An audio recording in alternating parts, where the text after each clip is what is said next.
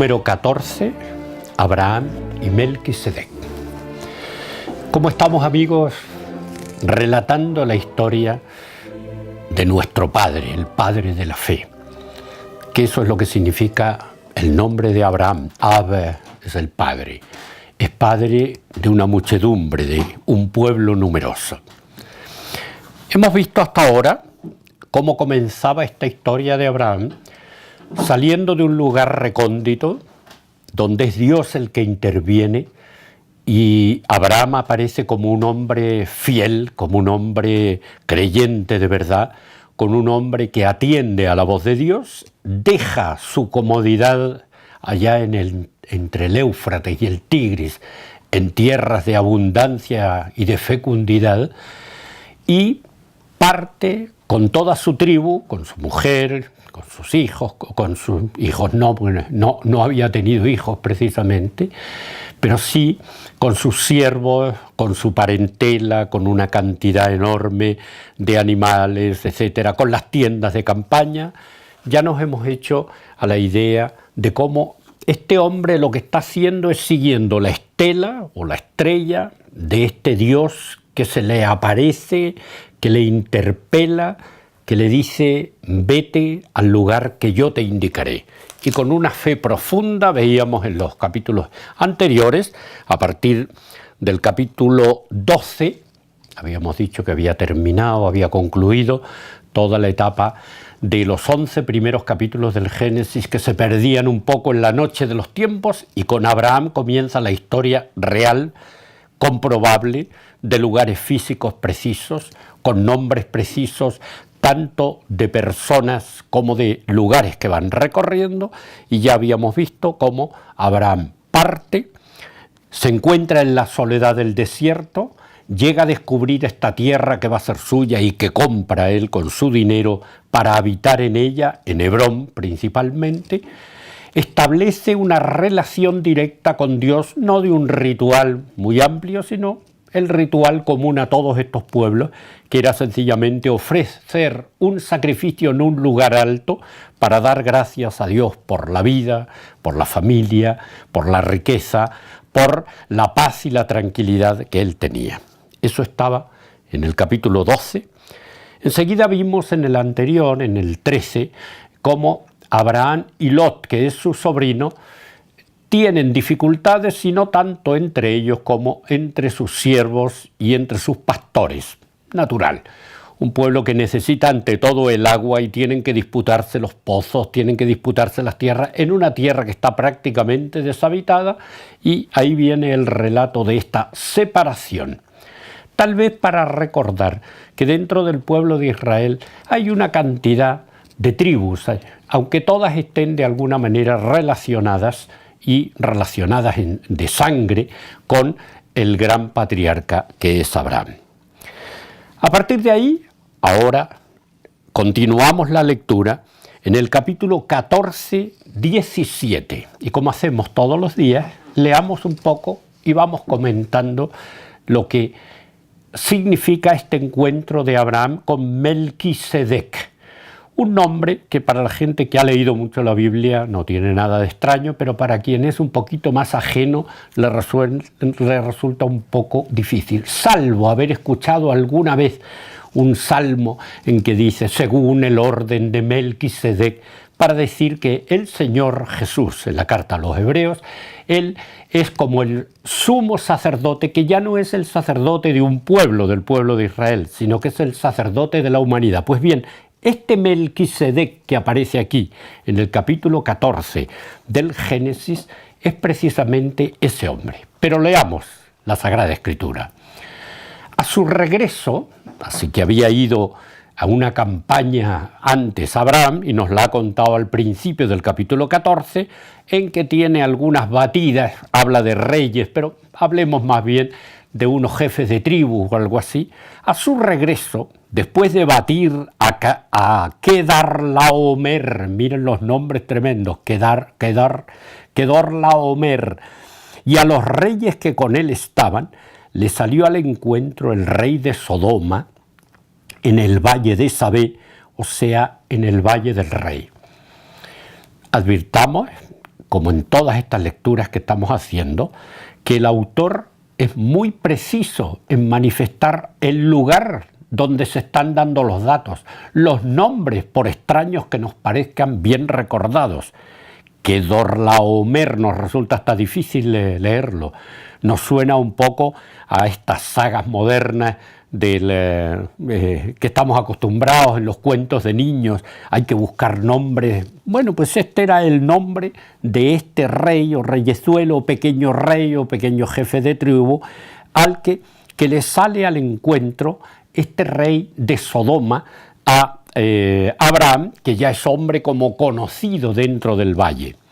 Y entonces dice, Melquisedec, el rey de Salem, presentó pan y vino, pues era sacerdote del Dios Altísimo, y le bendijo diciendo, bendito seas Abraham del Dios Altísimo, creador de cielos y tierra, y bendito sea el Dios Altísimo que entregó a tus enemigos en tus manos. Y luego Abraham le dio el diezmo de todo. Es un párrafo realmente impresionante en el poder de síntesis que tiene de lo que nos quiere transmitir el autor, el escritor sagrado, en torno a Abraham. ¿Quién es este Abraham? Un hombre que viene peregrinando desde una lejana tierra, un hombre que ha recibido el llamado preciso de Yahvé, de Dios, cuyo nombre todavía no conoce, pero sabe que es el Dios Altísimo, para que constituya un pueblo que va a ser numeroso y que va a habitar en aquella tierra y que va a ser bendecido una vez que se establezca la alianza entre ellos. Pero antes de eso nos presenta como el ambiente, es como el contexto en el cual la vida de Abraham, de este hombre de profunda fe, se va a dar. Y nos presenta a este personaje realmente maravilloso, extraño por un lado. ¿Quién es Melquisedec? Es un rey de Salem. ¿Y qué es Salem? Pues una región chiquitita, un pueblito pequeñito, donde este hombre ejerce de rey y de sumo sacerdote. O sea, es el hombre puente, es el hombre que media entre Dios y los hombres. Es un hombre que tiene una fe profunda en el Dios Altísimo, que tiene la actitud que debe tener todo sacerdote de cualquier lugar de donde se presente, que va a ser establecer la paz, establecer la vinculación del hombre con el Dios Altísimo y manifestar lo que Dios otorga al hombre bueno, que es la bendición. Después, más adelante, veremos que junto a las bendiciones pueden existir las maldiciones. La bendición es solamente obra de Dios. Dios dice bien. Dios hace el bien. Dios lo hace bien.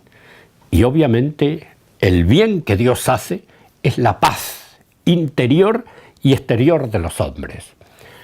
Abraham es un hombre que se ha encontrado con Dios, pero se ha encontrado en estos momentos con Melquisedec, otro hombre que ha tenido otra experiencia de Dios, pero que es lo mismo, es el Dios Altísimo.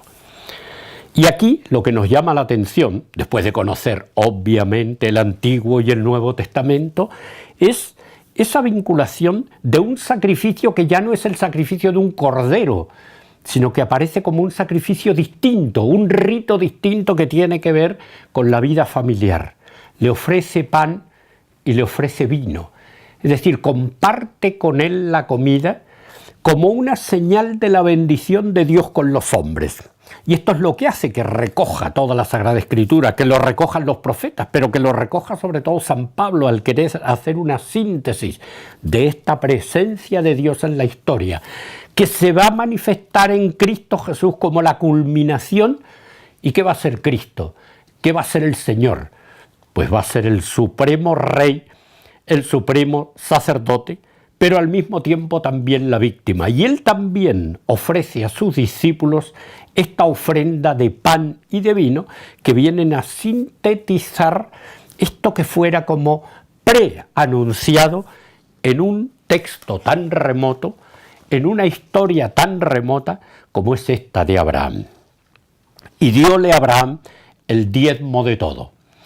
Esta idea de que al hombre de Dios se le otorga también para que él pueda dedicarse plenamente al mundo del espíritu, hay que darle de comer, hay que darle habitación, hay que darle el sosiego, hay que darle la tranquilidad.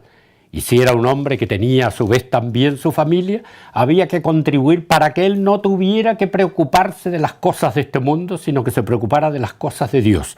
Ese es el sentido del diezmo. Yo te entrego a ti de la riqueza que Dios me ha dado, te entrego una parte para que tú te dediques a seguir siendo puente entre nosotros y Dios. Ese es el sentido del sacerdocio. Por eso San Pablo, al establecerlo en la carta a los hebreos, hará que entiendan bien los judíos y los cristianos que lo van a leer, que este es el verdadero sentido del sacerdocio eterno, del sacerdocio universal, que está presentado obviamente en Cristo. Y concluye nuestro pequeño texto de hoy. Dijo luego el rey de Sodoma a Abraham: dame las personas y quédate con la hacienda. Pero Abraham dijo al rey de Sodoma: alzo mi mano ante Yahvé, Dios altísimo, creador de cielos y tierra.